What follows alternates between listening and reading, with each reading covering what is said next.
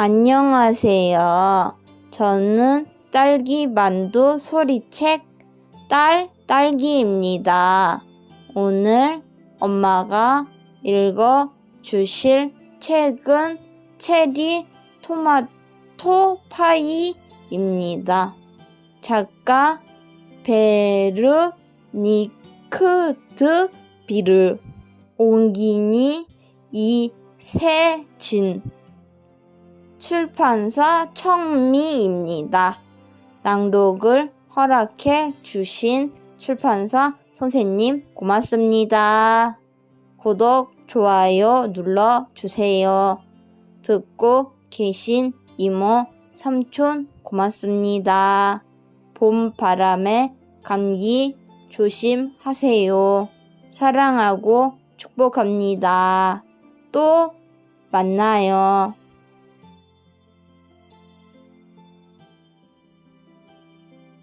안녕하세요. 저는 딸과 함께 책 읽는 엄마 소리책입니다. 올해의 앞날은 언제까지일까요? 여기 90살의 주인공 찬. 할머니라는 호칭을 사용하기엔 조심스러운 이분의 특별할 것 없는 일상의 기록들인 이 책은 요즘 우리가 간절히 바라는 평범하지만 평범할 수 없는 시간들의 기록입니다. 일기의 첫머리. 겨울이 물러났다. 커튼을 열고 창살 너머를 바라본다. 호두나무는 아직 잎이 돋지 않았지만 밤나무는 벌써 깨어났고 줄지어 뻗은 개암나무들도 푸릇푸릇한 기운이 돈다. 창을 열었더니 공기가 상쾌하다. 바깥에 걸어둔 온도계로 영상 5도다. 동장군이 완전히 꺾인 건 아니지만 겨울의 끝자락과 성급한 봄 기운이 그럭저럭 어우러져 있다. 나는 작은 버팀목으로 덧창을 받쳐놓는다. 덧창을 완전히 젖히기가 점점 힘들어진다. 개머루가 너무 많이 자랐다. 앙드레가 와서 잘라줘야 하는데 도통 오지를 하느니 아무래도 편지를 써야겠다. 아들은 요즘 누가 그런 일에 편지를 쓰느냐고 일해줄 사람이 필요하면 전화를 걸어야 한다고 놀리듯이 말한다. 그렇지만 난 전화가 싫다. 나는 전화로 말할 때 도무지 살갑게 굴지를 못한다. 도무지 편한 기분이 들지 않으니 나도 어쩔 수 없다. 나는 사람을 직접 보면서 말하는 게 더 좋다. 지금은 아무도 편지를 쓰지 않는다. 그래도 한두 해 전에, 아니, 더 오래됐을 수도 있지만 세월이 워낙 쏜살 같아 확실히는 모르겠다. 우체국 사람들이 우리 집에 우편함을 설치하러 왔다. 집집마다 의무적으로 설치해야 한다고 했다. 우체국 사람들은 예쁜 구석이라고는 없는 초록색 우편함을 보여주면서 어디에 달지 나보고 정하라고 했다. 그래서 나는 지하실 문 맞은편에 작은 수포를 따라 나 있는 돌계단 아래쪽을 가리켰다. 그곳이라면 못생긴 우편함이 눈에 띄지 않을 터였고 노란색 우체국차가 접근하기도 쉬울 터였다. 귀찮아졌다고, 내가 할 일만 늘어났다고 생각했다. 이미 오래전부터 우체부는 의뢰 계단 위에 우편물을 두고 가든가 문이 열려 있으면 현관까지 들어와 그 옆 탁자에 두고 간다. 나는 붙여야 할 편지가 있으면 봉투에 우표를 붙이거나 배송료를 현금으로 준비해서 우체부가 수거할 수 있게 그 탁자에 놓아두곤 한다. 아주 실용적인 방법이다. 어쩌다 내가 아래층에 내려가 있을 때는 우체부와 얘기도 몇 마디 나눈다. 잠깐이지만 손님이 찾아온 것 같아서 좋다. 지금은 우체부가 대문 안까지 들어오면 안 되는 모양이다. 나도 원래는 마을 우체국까지 가서 편지를 붙여야 할 거다. 내가 운전을 못하게 되면 그때는 어떻게 해야 할까? 다행히도 우리 동네를 담당하는 여자 우체부는 그동안 일하던 방식을 바꿀 생각이 없다. 그녀는 여전히 대문이 열려 있으면 현관까지 와서 우편물을 두고 가고, 나도 붙여야 할 우편물을 현관 옆 탁자에 놓아둔다. 우리 딸이 자기가 기르는 큰 개와 함께 여기 와 있을 때를 제외하면 우체부는 늘 차에서 일부러 내리는 수고를 마다하지 않는다. 그녀는 개를 무서워한다. 내 이름은 잔이다. 나이는 90살이다. 젊을 때는 키가 163cm였다. 당시로는 작은 키가 아니었다. 지금은 겨우 막내 손녀보다 조금 큰 정도다. 우리 막내 손녀가 벌써 152cm에 신발은 34 사이즈를 신는다. 나이를 먹는다고 발까지 줄어들지는 않았다. 발치수는 그대로지만 티눈이 보기 싫게 발 좌우로 튀어나와 있다. 이게 영 마음이 쓰여서 주기적으로 일부러 차를 타고 나가 페디큐어를 받는다. 발이 아프지 않은 신발을 찾기가 점점 더 어렵다.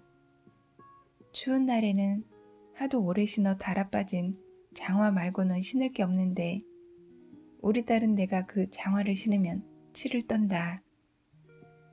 그 애는 편안하면서도 추리하지 않는 신발이 있다고 말하지만 내가 암만 눈을 씻고 봐도 못 찾겠는데 어쩌란 말인가. 파리에는 있을지도 모르지. 거기는 신발 살 곳이 널리고 널렸으니까. 하지만 신발 한 켤레를 사자고 2시간 반이나 기차를 타고 갈 마음은 없다. 나머지는 관리가 잘 된 편이다. 아니, 착각인지는 몰라도 나 스스로는 자세가 곱고 발목이 가늘다고 생각한다. 지팡이를 자주 쓰게 되긴 했지만 여전히 걸음이 빠르고 전화 통화를 하면 아직도 젊은 여자 목소리 같다는 말을 종종 듣는다. 얼굴은 세월의 풍파에 쪼글쪼글 구겨졌지만 그래도 나는 아직 안색이 좋고 눈에 총기가 꺼지지 않았다. 특히 포도주나 크림빵을 한 잔 들이켜면 안광부터 달라진다. 르네는 먼저 저 세상으로 떠났고 이 집은 나 혼자 살기엔 너무 크다. 그래서 겨울에는 아예 난방을 틀지 않고 문과 창을 내쳐 닫아두는 방들이 많다. 나는 내 침실, 욕실, 주방, 자그마한 서재방만 쓴다. 애들이 집에 내려오면 거실과 식당도 열어두지만 나 혼자 지내면서 그런 수고를 할 필요는 없다. 우리 집은 완전히 시골이다. 주위에 나무와 들판밖에 없고 가장 가까운 마을인 베르도 5km는 가야 한다. 베르까지 난 도로는 구불구불 골짜기를 통과한다. 도로 양옆으로는 숲 아니면 크고 하얀 젖소들이 풀을 뜯어먹는 풀밭밖에 없다. 우리는 신혼 때 장을 보러 그쪽으로 많이 다녔다. 지금은 다 없어졌고 빵 파는 곳조차 찾아볼 수가 없게 되었다. 다른 쪽, 그러니까 북쪽으로는 몽콩 부르레민이 있다. 이제 거기도 주민이 거의 없지만 버터, 우유, 달걀, 몇 가지 채소 정도는 구할 수 있다. 제대로 장을 보려면 가장 가까운 도시이자 아름다운 성과 베리테를 자랑하는 라팔리스까지 차를 몰고 나가야 한다. 내가 이 고장에 처음 왔을 때는 라팔리스까지 기차를 타고 왔다. 아직 약혼 전이었던 나는 시부모님 되실 분들에게 처음 인사를 드리러 파리에서 라팔리스로 내려온 터였다. 그때 내 나이는 23살이었다. 시아버지는 나를 데리러 마차를 끌고 나오셨다. 그 마차가 아직도 차고에 있다. 우리 딸이 결혼할 때 마지막으로 한 번 썼고 그 후 내 차 거기 있다. 라팔리스에는 기차가 지나가지 않게 된 지는 이미 오래전이고 몇 년 전 대형마트 두 곳이 문을 열고서부터 상점들이 하나둘 폐업을 했다. 상점과 진열창들은 과거 이 도시의 전성기를 보여주는 흑백 포스터들로 도배되었다. 지금은 병원 갈 때 대형마트에서 장볼 때만 라팔리스까지 간다. 차에 기름 넣는 정도는 동종에서도 해결할 수 있다. 동종은 별 볼 일 없는 촌 동네지만 내가 거기 주유소 여자를 좋아하거니와 기름을 넣을 수 있는 가장 가까운 곳이기도 하다. 그렇지 않으면 가장 가까운 도시들까지 가야 한다. 북쪽으로는 온통 잿빛인 몰랭슈르 알리에가 있고 남쪽으로는 온통 흰색인 비시가 있다. 르네와 내가 은퇴해서 이 집으로 돌아오기 전까지 우리 식구는 비시에서 12년간 살았다. 혼자 산다고 해서 별다를 것도 없더라. 일단 심심할 겨를이 없다. 그리고 내가 완전히 고립된 생활을 하는 것도 아니다. 커다란 우리 집에 거의 붙어 있다시피 한 이웃집이 있다. 우리 집 차고와 외양간 옆으로 잡초무성한 자갈밭을 한 50m 지나면 페르낭과 마르셀 부부의 농가가 있다. 르네가 살아있을 때에는 페르낭이 우리 집 정원 일을 도왔고 마르셀도 우리 집 살림을 도우러 오곤 했다. 내가 여기 처음 왔을 때만 해도 마르셀의 어머니인 마리 아주머니가 두 아들 베베르와 그로 로제와 함께 농가를 꾸려나가고 있었다. 마르셀과 베르낭은 몇 년 전까지 소 3마리, 토끼와 닭 여러 마리를 키웠다. 우리도 그 집에서 우유, 버터, 크림, 달걀을 받아서 썼다. 이제 소 3마리는 다 도살장으로 끌려갔고 토끼와 닭들은 찜 요리가 된 지 오래다. 베르낭은 여전히 텃밭에 채소를 키운다. 우리 집 텃밭 바로 옆이다. 그동안 마르셀은 텔레비전을 보는데 매년 TV 볼륨이 조금씩 더 높아진다. 그 부분은 번갈아가며 우리 집 문을 수시로 두드린다. 감자를 바구니로 가져오기도 하고 샐러드용 채소, 배, 과일 등 철마다 들고 오는 물건도 다르다. 이제 그 부부도 기력이 예전 같지 않지만 그래도 옆집에 그들이 산다고 생각하면 안심이 된다. 베르난과 마르셀은 늘 집에 있다. 여행을 가는 법도 없고 파리에 가본 적도 없다. 라팔리스보다 더 먼 곳은 가고 싶지도 않다나. 그들이 어쩌다 집을 비워봐야 늘 토요일이다. 아침 일찍 투시브이를 타고 동종 마을 회관에 가서 블록 게임을 하다가 그날 저녁이면 기분 좋게 돌아오곤 한다. 운전은 마르셀이 한다. 페르낭은 끝내 자동차 면허를 못 땄다. 그래서 자기 동생을 보러 갈 때에도 낡은 가방 2개가 항상 매달려 있는 푸조 스코트를 털털거리며 몰고 간다. 나에게는 친구들도 있다. 물론 이승보다 저승이 가까운 나이인지라 먼저 간 친구들이 많다. 그래도 질베르트, 닌, 투아네트가 아직 남아있다. 우리는 한 주도 거르지 않고 성당 미사에서 얼굴을 보거나 누구 집에서 식사나 다과를 함께 하거나 모여서 카드놀이를 한다. 디니즈, 샹탈, 자클린, 프랑세트 같은 친구들도 있지만 그 친구들은 멀리 살다 보니 얼굴 보기가 한 해가 다르게 어려워진다. 그리고 집안일을 도와주는 앙젤이 있다. 의리 있는 이 가정부는 일주일에 한 번 어김없이 우리 집에 와준다. 정원사도 있다. 자기가 오고 싶을 때만 오는 사람이긴 하지만 봄 3월 20일 금요일 봄의 첫날 하루를 밖에서 보냈다. 오늘 아침 잠시 텃밭에 나갔다.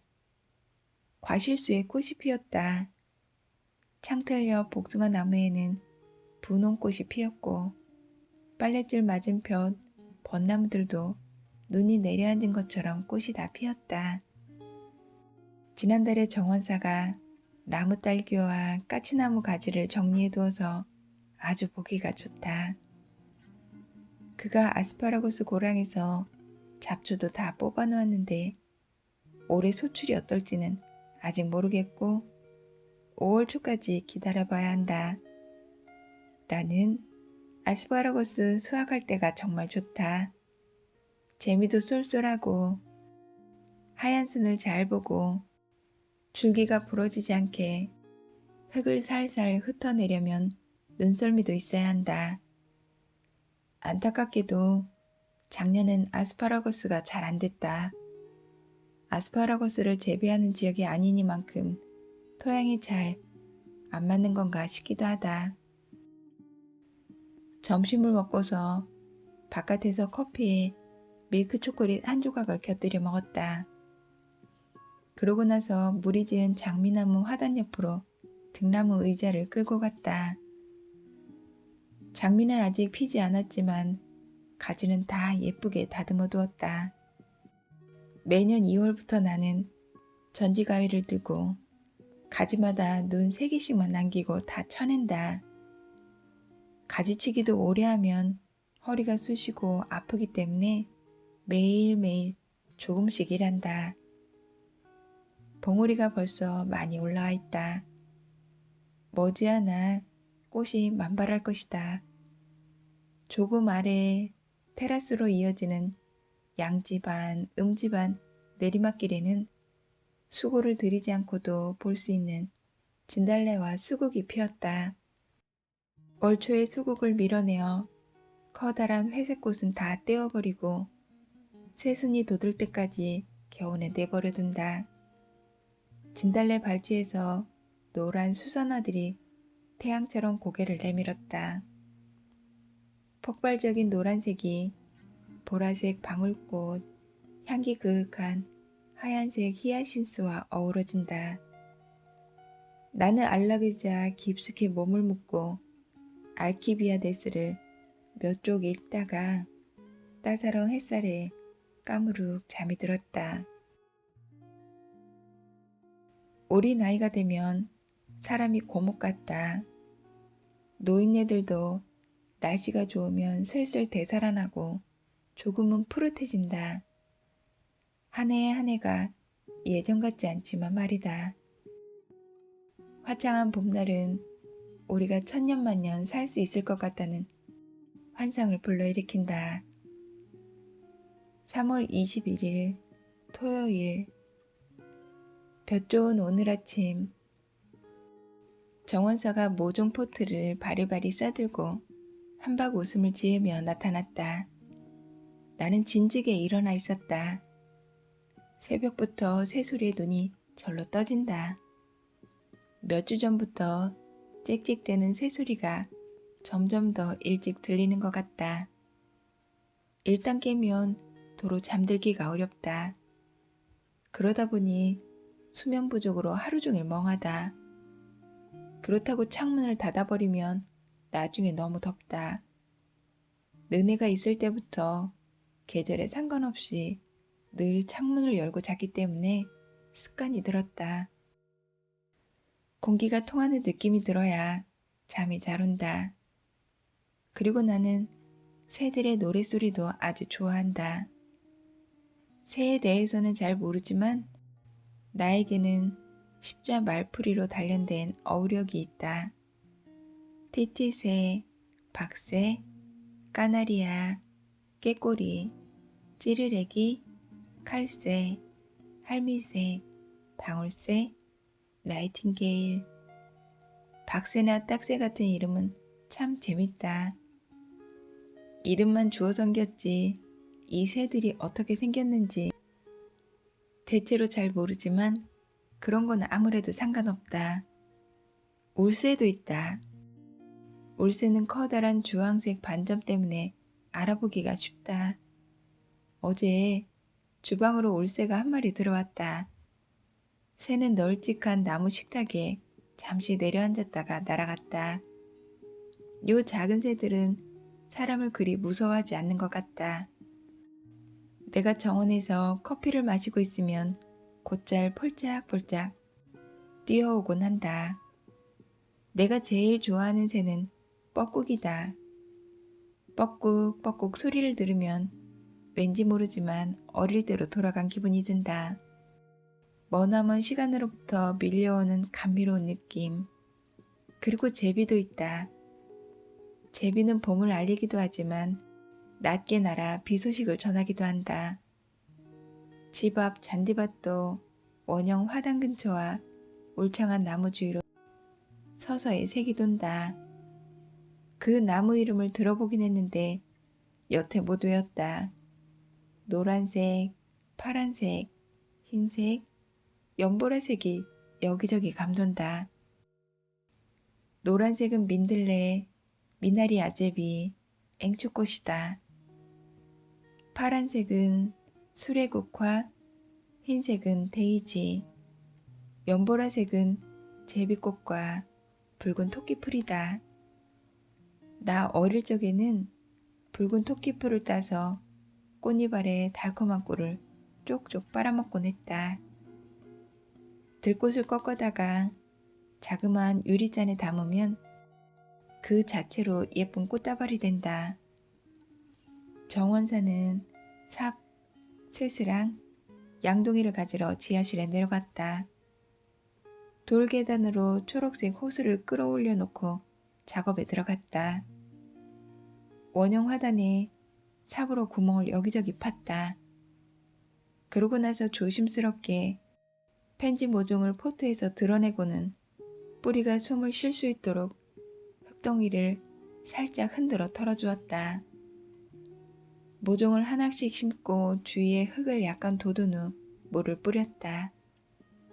오전이 끝나갈 무렵 몇 시간 전만 해도 우울하고 시꺼멓기만 했던 화단이 초록 이파리와 알록달록한 꽃봉오리로 화사해졌다. 정원사에게 봄을 데려와줘서 고맙다고 말했다. 3월 23일 월요일. 봄이 왔으니 꽃들이 돌아오듯 앙젤도 돌아올 것이다. 기분이 좋다. 앙젤은 작년 초여름부터 류머티즘 때문에 일을 쉬었다. 등이 굽고 뼈가 쉬었다는 둥 병원에서 안 좋은 말을 많이 했다. 앙젤은 살림 돕는 일을 그만두었고 온종일 집에 틀어박혀 우울하게 지냈다. 그런데 겨울 끝자락에 참 희한한 일이 벌어졌다. 몇 달째 꼬부라졌던 허리가 하루아침에 쫙 펴졌다니. 이제 앙젤은 자리를 털고 일어났고 다시 일하고 싶어 한다. 앙젤의 기적적인 회복. 우리 고장에서는 요즘 다들 그 얘기밖에 안 한다. 누군가를 만나고 와서 좋아졌을 거라고 늘 떠드는데 내막은 알려지지 않았고 앙젤도 얘기를 하지 않는다. 어제 오전에 미사를 드린 후 마트에서 우연히 앙젤을 만났다. 허리도 꼿꼿하고 아주 활기차 보였다. 자초지종은 모르지만 무슨 상관인가. 앙젤이 좋아졌으면 된 거지.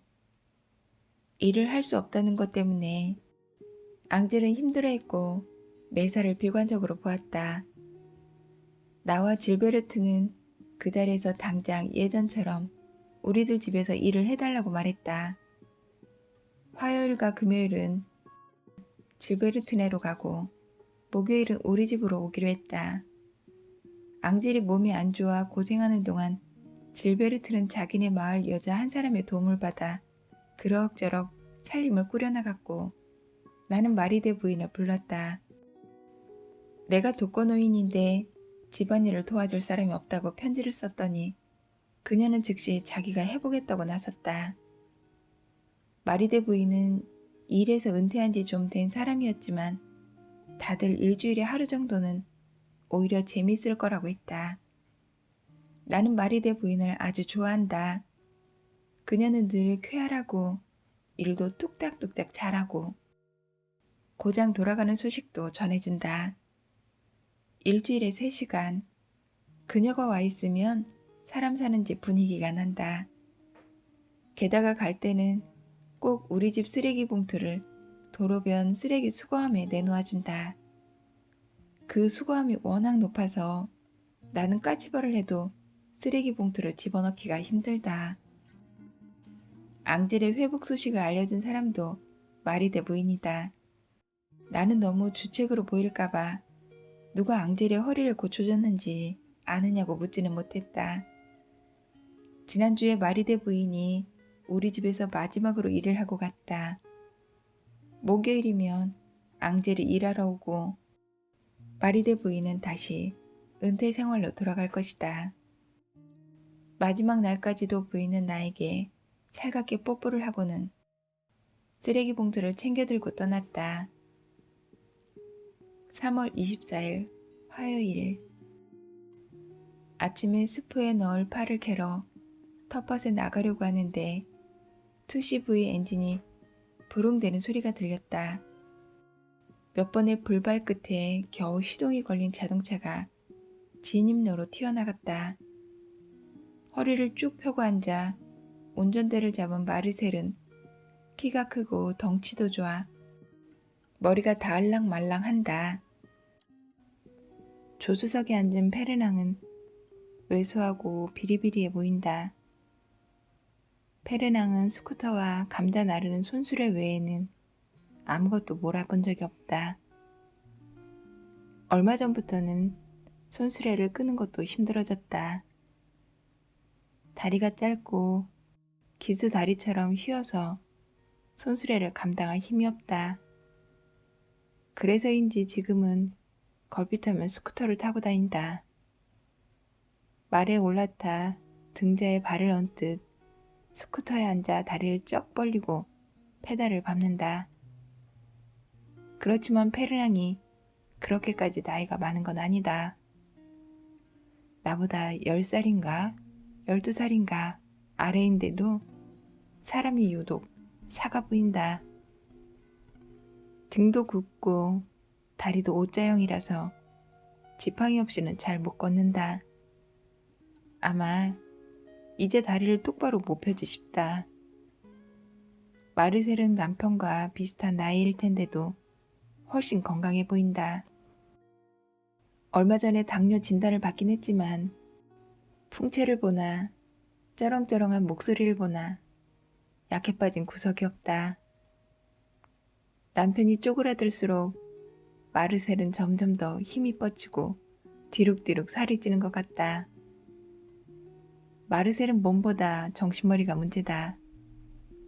병원에서 안 된다고 한 다음부터 단 것에 엄청나게 집착을 하는데 가끔 제정신이 아니구나 싶을 정도다. 게다가 단 것을 못 먹는 보상 삼아 75살부터 담배를 피우기 시작했는데 지금은 골초가 다 됐다. 이것도 보상 심리인지는 모르겠으나 요즘 마르셀은 요란하게 화장을 하고 다닌다. 어린아이가 색칠 공부를 망친 것처럼 웃는 입 모양으로 칠한 립스틱이 섬뜩하기까지 한다. 전자레인지에 생선 살구이를 데우는 동안 그 집 차가 돌아오는 소리가 들렸다. 나는 조금 이른 시각에 한 정오쯤에 점심을 먹기 좋아한다. 배가 고파서라기보다는 그냥 습관이 그렇게 들었다. 아이들이 이 집에 오면 늘어지게 잠을 자기 때문에 좀 귀찮다. 걔들은 느지막하니 주방에 모여 빵과 음료 따위로 늦은 아침을 먹기 때문에 정오가 되어도 배고픈 줄을 모른다. 입 안의 치약 맛도 아직 안 가셨는데 무슨 식욕이 있겠는가. 그러면 나는 애들이 점심 먹자고 할 때까지 기다린다. 시간이 흐를수록 특히 내가 언제까지 기다려야 하는지를 모를 때는 아주 짜증이 난다. 애들이 집에 오면 오후 2시에야 겨우 식탁에 앉기도 한다. 그러면 나의 생활 습관은 다 어그러진다. 시간의 흐름이 연날 같지 않고 산책을 나가면 벌써 태양의 위치가 다르다. 애들에게 뭐라고 한마디 하면 별걸 다 트집을 잡는다. 예전에는 안 그랬는데 사람이 변했다 소리나 듣는다. 나는 트집쟁이가 된 게 아니라 나이를 먹었을 뿐이다. 커피를 마신 후 오솔길로 산책을 나갔다.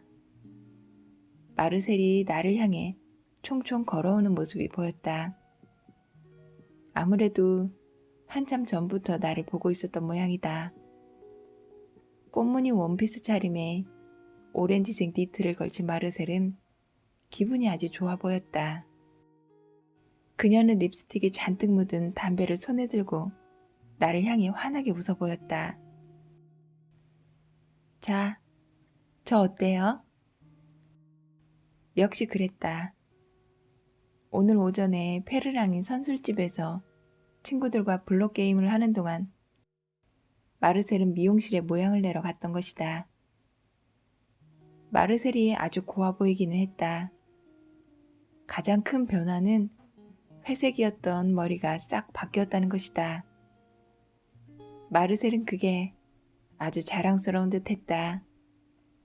염색을 했고 머리 길이를 손보고 구불구불하게 짖었다. 빨간색과 젓갈색의 중간쯤 되는 오묘한 머리색도 대체로 잘 어울렸다. 난 마르셀에게 아주 예쁘다고, 아가씨처럼 얼굴이 확 살았다고 했다. 그녀는 애교스럽게 윙크를 했다. 페르낭도 마음에 들어 하더라고요. 나는 애들을 그렇게나 예뻐하는 이 부부가 왜 자식을 두지 않았는지 늘 의아해했다. 페르낭과 마르셀은 그런 얘기는 한 번도 하지 않았다. 우리 때만 해도 그런 얘기를 쉽게 못 꺼냈다. 두 사람은 나이가 좀 들어서 만났으니 아기를 갖고 싶어도 임신이 되지 않았을 수도 있다. 그때가 기억난다. 내가 결혼하고 몇 년이 지났을 때 오솔길 끝에서 마르셀과 페르낭이 만나는 모습을 보았다. 마르셀이 집에서 나와 차에 탔다. 스쿠터를 타고 온 페르낭은 이미 거기서 기다리고 있었다. 두 사람은 차 안에만 몇 시간씩 있곤 했다. 어디 갈 생각도 하지 않았고 사람들의 시선을 피하려 하지도 않았다. 마르셀은 얌전한 아가씨였다. 연로한 마리 아주머니가 길 끝에서 지팡이를 짚고 서서 차 안의 행동을 주시하고 있었다. 그때도 차는 2CV였다. 3월 25일 수요일. 수프를 만들었다. 버터를 조금 넣고 파 3단과 호박 2개를 볶아서 국물을 붓고 굵은 소금으로 간을 한 후 불 위에 올려둔다. 전체를 갈아야 할 때가 됐는데 핸드 블렌더가 어디 있는지 못 찾겠다. 내가 핸드 블렌더를 어떻게 했더라? 딸애한테 물어봐야겠다. 걔는 내가 만든 수프를 꼭 한 번 더 갈아야 직성이 풀리는 애다. 분명히 걔가 지난번에 왔을 때 쓰고서 아무데나 두었을 것이다. 어쨌거나 핸드 블렌더는 오븐 오른쪽 휘젓기와 착지기 사이에 있어야 하는데 그 자리에 없다. 그래서 옛날식으로 해보았다. 샐러드용 채소를 바구니에 넣고 창밖으로 흔들어 물기를 빼고 고기도 다 식칼로 다지던 시절처럼 나는 소단의 내용물을 알루미늄 매셔로 으깼다. 조금씩 넣어서 해서 시간이 오래 걸렸다. 내용물이 꽉 차 있을 때에는 손 무게를 감당하기가 힘들었다. 다 쏟아버릴까봐 겁이 나서 솥을 들었다가 내려놓았다가 했더니 사방에 초록색 국물이 튀어 청소거리가 늘었다. 조그만 손잡이를 하도 오래 돌렸더니 나중에는 팔에 감각이 없었다. 나는 완성된 스프를 커다란 터퍼웨어에 담고 냉장고에 넣었다. 앞으로 닷새는 두고 먹을 수 있다. 닷새에 내리 먹고도 남으면 얼려서 보관한다. 토마토 쿨리나 라타투이유처럼 데워서 먹으면 된다. 저녁 식사를 가볍게 하고 일찌감치 침실로 올라왔다. 내가 스프와 요구르트로 식사를 마칠 때까지도 해가 남아 있었다. 내일은 목요일이고 아침 9시 정각에 앙제를 맞이하려면 나도 일찍 일어나야 한다. 그때까지는 아침 식사가 끝나 있어야 한다. 앙젤은 늘 주방부터 일을 시작하는 데다가 그녀가 싱크대와 가스레인지를 닦는 동안 잠옷바람으로 빵을 집어먹는 모습을 보이고 싶지 않기 때문이다. 3월 26일 목요일 9시에 앙젤이 초인종을 울렸다. 앙젤은 허리를 쭉 펴고 미소를 지으며 들어와 아무 일도 없었다는 듯 일을 시작했다. 파란색 작업복을 걸치고 다용도실에 가서 초록색 양동이, 대걸레, 빗자루를 가지고 와 주방 바닥에 내려놓았다. 싱크대 하부장을 열고 세제들도 꺼냈다. 상쾌한 초봄 날씨 얘기로 몇 마디를 나눈 후 앙젤은 바로 스펀지를 쥐고 노래를 흥얼대며 가스레인지를 닦기 시작했다. 이제 일해야 하니 방해하지 말라는 뜻이다. 그래서 나는 앙젤만 남겨두고 나갔다. 현관에서 지팡이와 방한 재킷을 챙겨서 밖으로 나갔다. 3월 28일 토요일. 오늘은 토요일이다. 피가로 여성이 나오는 날이다. 이것은 주말에 섹션별로 나오는 피가로의 잡지형 벼로인데 TV 섹션도 있다.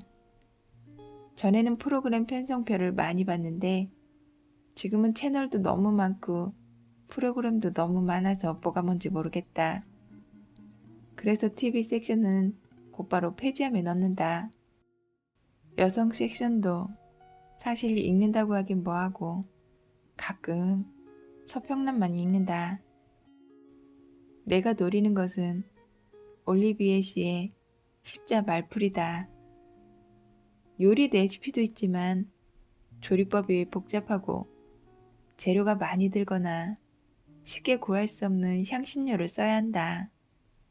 강황, 페타치즈, 불구루, 퀴노아 등등.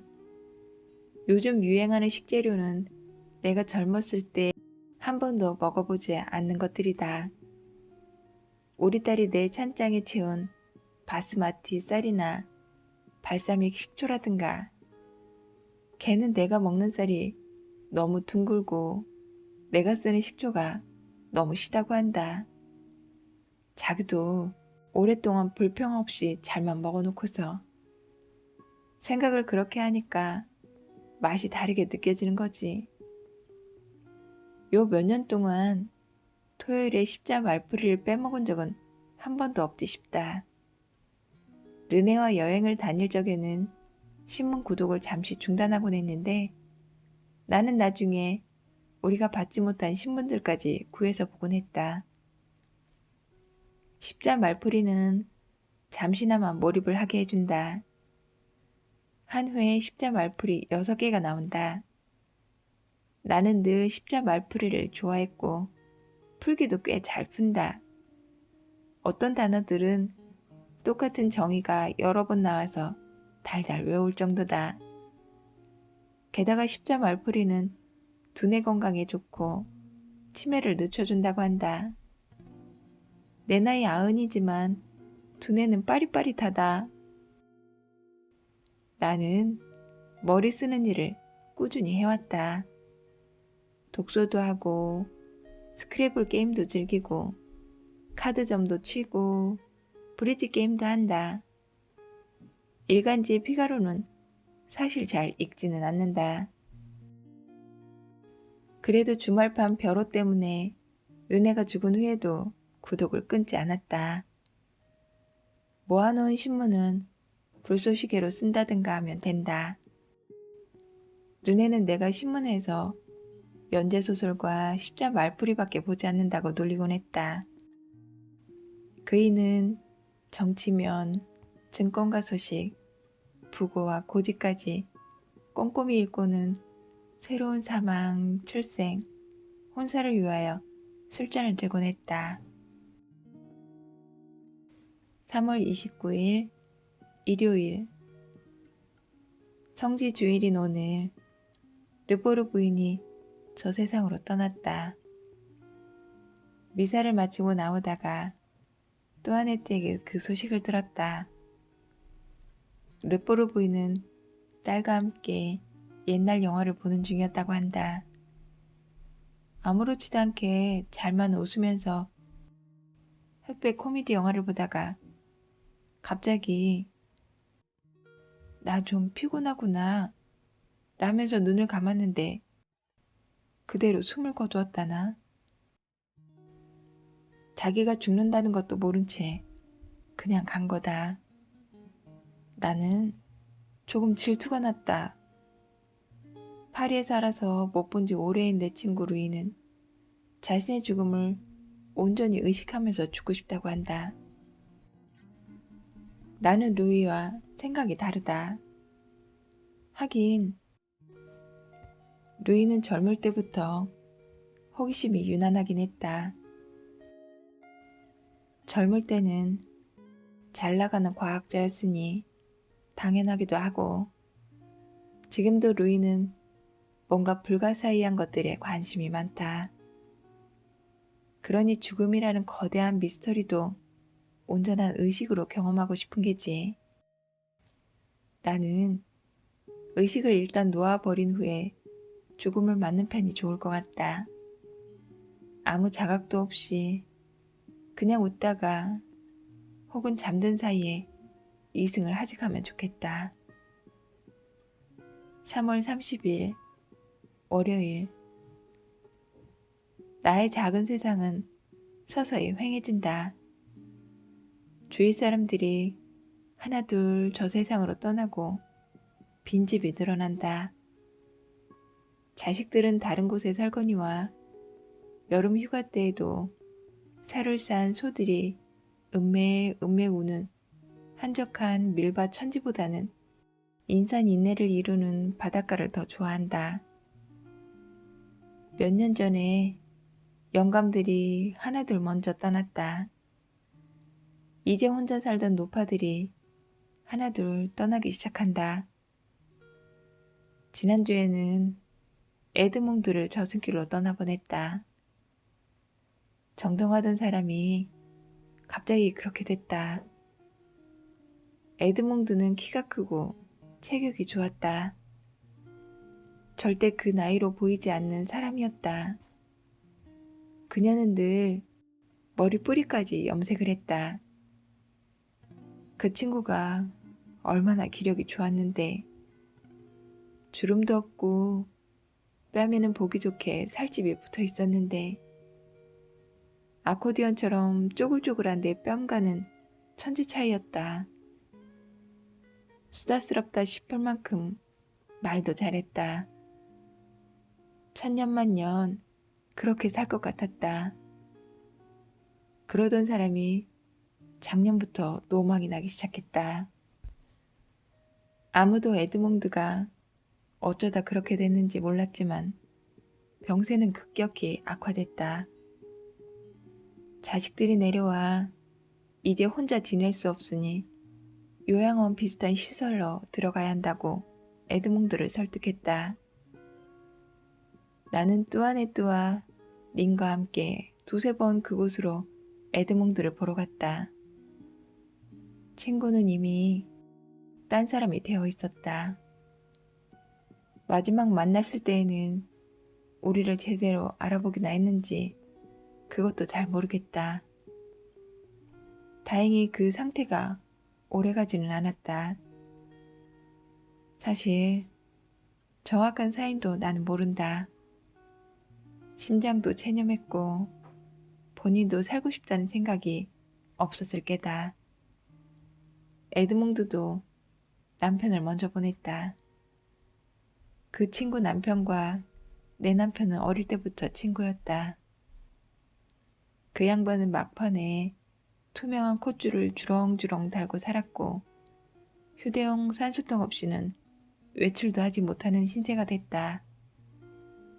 원래는 참 재밌는 사람이어서 내가 무척 좋아했다. 나는 염색을 그만둔 지 벌써 한참 됐다. 딸이 갑자기 10살은 더 들어 보인다고 무진장 잔소리를 했다. 그래도 상관없다. 어쨌거나 나는 내가 하고 싶은 대로 한다. 그리고 흰머리가 인상이 더 부드러워 보이는 것 같다. 게다가 염색은 보름마다 손을 보지 않으면 머리 뿌리가 보기 싫게 두드러졌다. 염색 한번 하려면 BC까지 가야 하는데 운전이나 주차가 여간 성가시지가 않다. 그런 게 지겨웠다. 여름엔 너무 덥고 겨울엔 눈이 오거나 도로가 빙판되어 운전이 힘들다. 미용실 가겠다고 차를 어디에 처박을지도 모르는 위험을 무릅쓰긴 싫었다. 요즘은 동종에 조그만 미용실에 다닌다. 15유로에 샴푸, 커트, 드라이까지 해주는데 꽤 괜찮다. 커트만 하니까 미용실을 한 달에 한 번 혹은 2달에 한 번만 가도 된다. 가끔은 내가 미용실에서 하는 것처럼 제대로 머리를 감고 드라이를 하려고 하는데 잘 안 된다. 이제 머리가 완전히 직모가 됐다. 결혼식 참석이나 그 밖에 중요한 자리가 있을 때에는 며칠 전에 미리 미용실을 간다. 하지만 내 나이에는 꾸미고 나갈 자리도 별로 없다. 그 밖의 자리, 가령 내 친구들을 만날 때에는 머리 모양 따위는 상관없다. 내일은 질베르트를 잠시 보러 갈 생각이다. 얼마 전부터 그 친구도 건강이 썩 좋지가 않다. 질베르트마저 날 두고 먼저 가지 않았으면 좋겠다. 어제가 성지 주일이었는데도 그녀는 미사에 못 왔고 지난주 화요일 뚜아네트 집에서 브리지 게임을 할 때도 못 왔다. 허리가 아파서 일어나지도 못한다고 한다. 그러고 보면 난 참 운이 좋다. 티눈이 말썽을 부려서 그렇지 달리 아픈 데는 없으니 말이다. 날씨가 변덕을 떨면 자골 신경통이 도지긴 하지만 오래가지는 않는다. 우리 앙젤이 질베르트네 일도 다시 시작했는데 그 친구가 도통 뭘 먹지를 않는다고 한다. 우리 나이에 시국이 떨어지기 시작하면 아무래도 좋은 신호가 아니다. 질베르트처럼 먹는 걸 좋아하던 친구가 그러는 건 더욱더 심상치 않다. 사돈어른, 그러니까 우리 사위의 부친도 참 먹성이 좋던 양반인데 어느 날 갑자기 그렇게 됐다. 배가 고프질 않구나.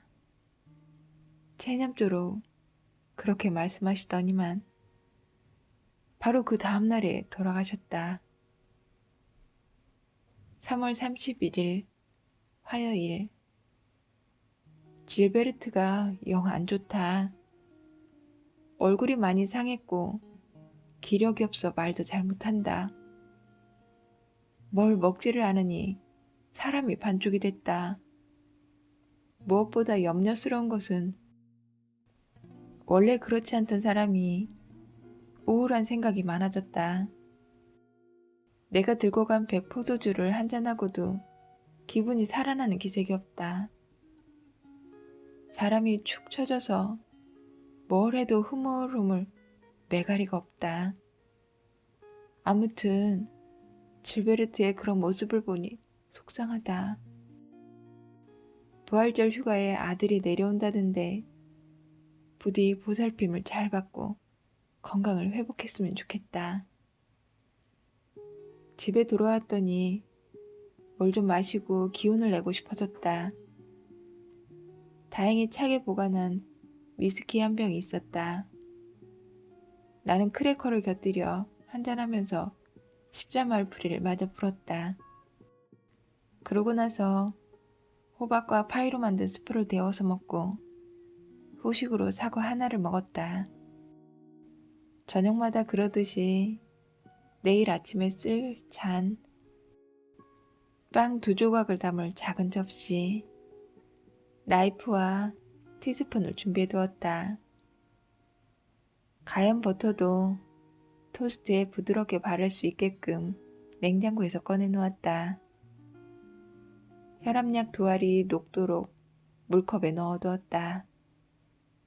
문을 잠그고 빗장 2개를 모두 걸었다. 실외 등까지 다 끄고 나서 침실로 올라왔다.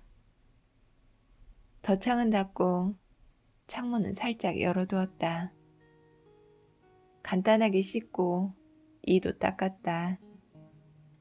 축 늘어진 뺨에 크림을 바르고 성가신 발톱을 깎았다. 그러고 나서 침대에 누워 텔레비전을 켰다. 4월 1일 수요일. 잠을 설쳤다. 질베르트가 걱정돼 잠을 이룰 수 없었다. 나는 질베르트가 가장 의리 있는 친구, 어쩌면 나와 가장 가까운 친구라고 생각한다. 이 우정은 60년 넘게 이어져 왔다. 남편들끼리도 친구였다. 그 집 양반은 농사를 지었는데 우리 그이에게 보험을 들었던 모양이다. 나는 이 고장에 처음 왔을 때 뭘 몰라서 좀 헤맸지만 질베르트 덕분에 새로운 삶에 빨리 적응했다. 질베르트는 젊을 때 신식으로 앞서 나가는 면이 있어서 그 시절에 벌써 바지를 입었다. 나는 입을 용기도 없었던 주제에 벌써 BC의 양장점에서 바지를 한 장 사놓기는 했다. 힘없이 펄럭거리는 재질의 바지였고 약간 반짝거리는 연회색이었던 것으로 기억한다. 그 바지는 딱 한 번 입고 카톨릭 구호 물품으로 내놓았다. 하지만 질베르트는 바지가 참 잘 어울린다. 예전만큼 자세가 곧지 않아도 지금도 그 친구는 키가 크고 늘씬한 편이다. 나는 키가 작고 다소 땅딸막하다. 바지는 다리가 긴 사람들에게 잘 어울린다. 우리는 참 많은 것을 함께했다. 모로코, 그리스, 이집트 여행도 함께 다녀왔고 브르타니에 잠깐 머물다 올 때에도 같이 갔다. 바닷가를 한참 거닐었고 그레이프, 곰새우, 사과주를 함께 먹고 마셨다. 우리는 몇 년 연달아 노트르담 구호소에 자원봉사를 하러 간 적이 있다. 우리는 하얀 가운을 입고 병자들을 돌보았고 그동안 르네는 르누드 동굴에서 잠깐 기도만 드리고 비아리츠로 내빼서는 바닷가에서 가슴을 훤히 드러낸 여인네들을 겼는지라며 유유자적했다. 우리는 정말로 봉사에 온 마음을 다했다. 비록 힘든 시간이 있긴 했지만 우리는 신에게 치유를 구하러 온 사람들을 돕는 일이 좋았다. 어떤 해에는 수영장에 배치되었고 어떤 해에는 주방에서 채소를 다듬거나 설거지를 도맡았으며 또 어떤 해에는 미사, 행렬, 강복 등을 보조했다. 한 번은 둘이서 휠체어를 밀고 가다가 내리막길에서 가속도가 붙는 바람에 그놈을 세우느라 애를 먹었던 기억이 난다. 우리는 미친 듯이 휠체어를 따라 달렸지만 도저히 따라잡을 수 없어서 완전히 정신이 빠졌다. 정작 휠체어에 앉아있던 환자는 무섭지도 않았는지 미친 듯이 웃으며 좋아했다. 그게 언제였더라? 20년 전? 30년 전? 질베르트는 나보다 나이가 많다. 4살 차이는 아무것도 아니다. 다시 말해, 질베르트는 95살이 다 됐고 확실히 고령임에는 틀림없다. 그녀는 나보다 조금 먼저 과부가 되었고 여기서는 8km쯤 떨어진 리에르놀의 예쁜 집에서 그때부터 쭉 혼자 살았다. 그녀의 남편이 죽었을 때 질베르트는 파리의 작은 집을 세내어 살았다. 하지만 자주 기차로 왔다 갔다 했다. 보통 한 달에 1, 2주만 파리에서 지내는 시기였다. 의욕이 넘치는 질베르트는 지하철을 타고 전시회, 연극, 연주회를 열심히 보러 다녔고 카페에 앉아 소시지와 백포도주 한 잔을 시켜놓고 공연 안내 책자를 쭉 훑어보곤 했다. 그러다 다리 힘이 예전 같지 않게 되면서 그 생활을 그만두었다. 그녀의 다리가 이제 그만 좀 돌아다니자고 반항하는 모양이다. 질베르트도 그만하면 많이 쏘다녔다고 생각할까? 이제 그녀는 더 멀리 가고 싶은 마음이 없을까? 질베르트와 나는 모든 것을 함께했다. 가사를 돕는 앙젤, 정원사, 친구들, 몇 가지 비밀도 공유하는 사이다. 이 친구도 에드몽드처럼 나보다 먼저 가버리면 어떡하나. 나에게 그런 몹쓸 운명을 남기고 간다면 60년 추억이 이렇게 사라져버리면 그 어마어마한 빈자리를 어찌하라고. 사진 몇 장은 남을 것이다. 모로코 사막에서 우리들이 르네의 카메라 앞에서 포즈를 취한 사진이라든가 사진 속에 우리는 초록색 치마에 하얀 블라우스를 입고 손가방을 들었다. 하지만 질베르트라는 친구 자체가 거대한 사진첩이다. 그녀가 떠나고 나면 난 누구와 더불어 미사 후에 백포도주를 한잔할 수 있을까? 질베르트가 없으면 내 삶은 암울해질 것이오. 나의 일요일은 혼자 사는 사람이 유독 더 외로움을 느끼는 일주일 중 하루가 될 것이다. 4월 2일 목요일 주말을 앞두고 오늘 오전 마지막 치즈 슈를 오븐에 구워냈다. 이번 주 일요일이 부활절이다. 아들, 며느리, 손주 3명과 증손주 5명, 딸과 사이, 그 집 아들 둘이 다 이 집으로 올 것이다. 이 많은 입을 다 먹여야 한다. 게다가 어린애들은 일요일 차 마시는 시간에 초콜릿, 달걀, 닭, 토끼찾기 행사를 빼놓을 수 없다. 라팔리스에 장을 보러 가야 한다. 어른들에게는 개암, 튀긴 쌀, 아몬드가 든 판형 초콜릿 정도로 때우려고 한다. 누가 밀크 초콜릿을 좋아하고 누가 다크 초콜릿을 좋아하더라? 기억이 잘 나지 않는다. 뭐 할 수 없다. 두 종류 다 사오면 알아서 나눠 먹겠지.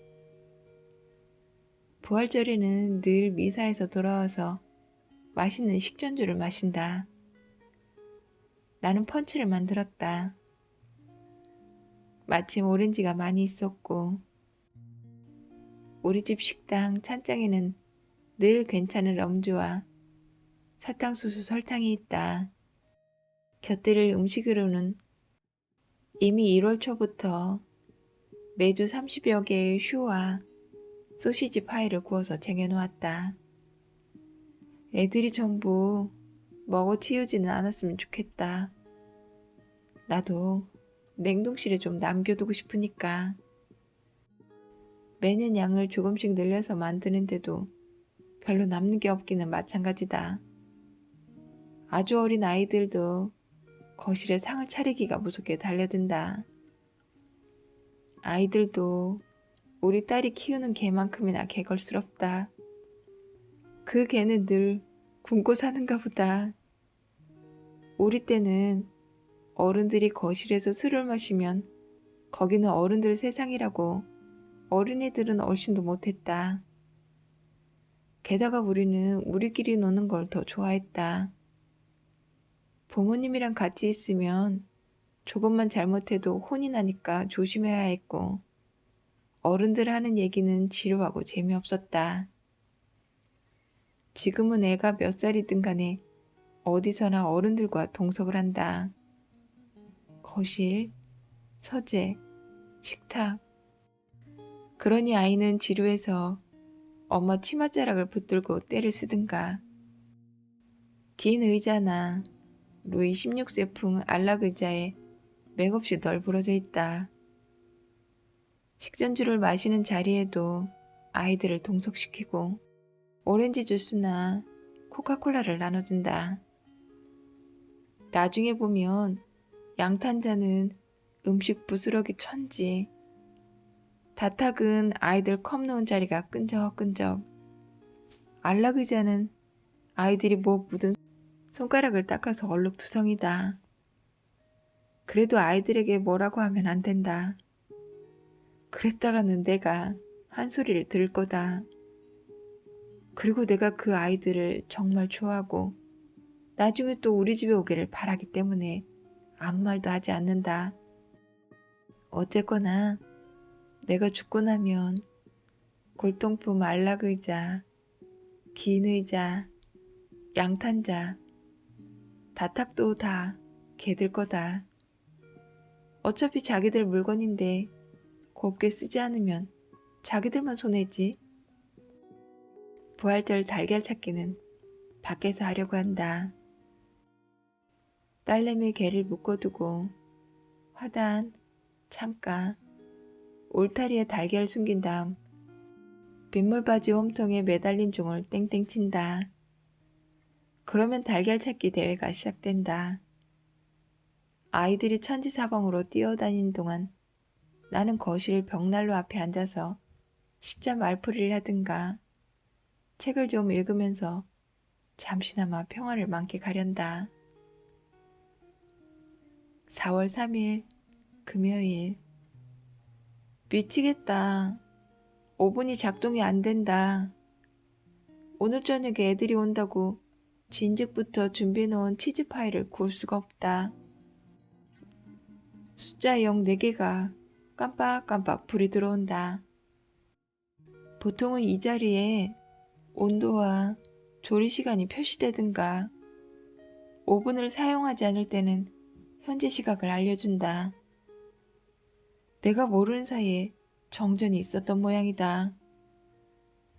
폭풍이 치든가 하면 가끔 이럴 때가 있다. 하지만 요즘 들어 폭풍은 얼씬도 한 적도 없고 나로서는 그 점이 다행스러웠다. 옛날에는 폭풍이 몰아치면 정말 무서웠다. 특히 밤에 정전이 되면 컴컴한 지하실에 촛불을 들고 내려가 전기 계량기를 다시 켜야만 했다. 이제 많이 익숙해지긴 했지만 그래도 밤에 번개불이 번쩍하면 나는 반사적으로 길을 막는다. 천둥 번개가 많이 치면 이불을 머리까지 뒤집어 쓰고 숨는다. 눈과 귀를 틀어막고 그저 벼락이 무사히 지나가기를, 우리 집 냉동실과 텔레비전이 아무 피해도 입히지 않고 지나가기를 기도하는 거다. 이놈의 오븐은 시간 설정하는 법을 모르겠다. 나는 버튼이란 버튼을 죄다 눌러본다. 삐삐삐 소리는 나는데 어떻게 해야 할지를 모르겠다. 계속 000만 깜빡거리고 작동은 안 된다. 파일을 구워야 하는데 어쩌지? 애들 저녁은 어떻게 한담? 햄이 있긴 한데 냉동실 안에 꽁꽁 얼어있다. 지금 당장 내놓는다고 해도 식구들 오기 전에 해동이 안 될 거다. 달걀도 파이 만들 때 몽땅 써버려서 남은 게 없다. 바보 같지만 울고 싶다. 그래서 주방 식탁 앞에 앉아서 두 손으로 얼굴을 감싸고 엉엉 울어버렸다. 4월 4일 토요일. 어제 저녁에 아들 내외가 맨 먼저 도착했다. 아들이 몇 초 만에 5분 시계를 맞춰줘서 예정대로 파이를 구울 수 있었다. 우리 아들은 늘 말 안 듣는 물건들을 고쳐주기 좋아했다. 지금까지도 그 애가 고쳐준 물건은 한두 가지가 아니다. 작동 안 되는 토스터, 행군 기능이 고장난 세탁기, 잘 안 돌아가는 채소 탈수기 등등. 걔는 어릴 때부터 기계나 전자제품에 관심이 많았다. 청소년기에는 하루 종일 조립식 장난감인 메카노 따위를 붙들고 늘어져 작은 금속 카트를 내일 위로 조종한다든가, 전화기, 쾌종시계, 자명종, 손목시계 등을 분해했다가 다시 조립하곤 했다. 르네가 트랜지스터 라디오가 분해되어 있거나 이상하게 조립됐다면서 노발대발한 게 한두 번이 아니었다. 어쨌거나 파일을 못 구울까봐 너무 마음을 졸였던 탓인지 좀 피곤한 것 같다. 하긴 요 며칠 동안에 너무 많은 일을 했다. 라팔리스까지 차를 몰고 가서 초콜릿, 닭과 토끼, 판형 초콜릿, 우유, 샐러드용 채소를 사왔고 주방에서 요리하느라 시간을 너무 많이 보냈다. 슈를 그렇게 잔뜩 구워냈으니. 그리고 질베르트 일로 계속 마음이 편치 않았다. 어쨌거나 평소 적막하기 짝이 없는 집에 이렇게 많은 사람이 모여 시끌벅적하니 정신이 하나도 없다. 세월이 갈수록 난 아무것도 아닌 일로 걱정을 키우는 것 같다. 4월 6일 월요일. 마지막 손님까지 모두 떠났다. 사흘간 독대기 시장 갔던 집이 다시 조용해지니 기분이 나쁘지 않다. 아이들이 초콜릿을 2상자나 선물해줬는데 벌써 제법 많이 먹었다. 초콜릿은 한번 먹기 시작하면 멈출 수가 없다. 신경을 좀 써야겠다.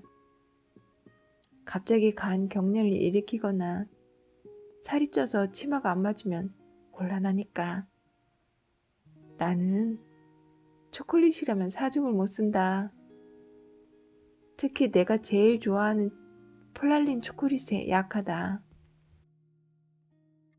어차피 초콜릿은 서늘한 곳에 둔다 해도 오래 보관할 만한 먹거리는 못 된다. 다음에 페르난과 마르셀을 만나거든 좀 나눠줘야지. 목요일에 앙젤에게도 좀 줘야겠다.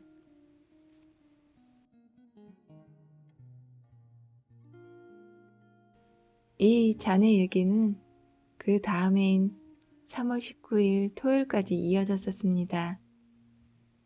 이 내용이 술술 넘어갔던 이유는 글쎄요, 어떤 이유에서였을까요?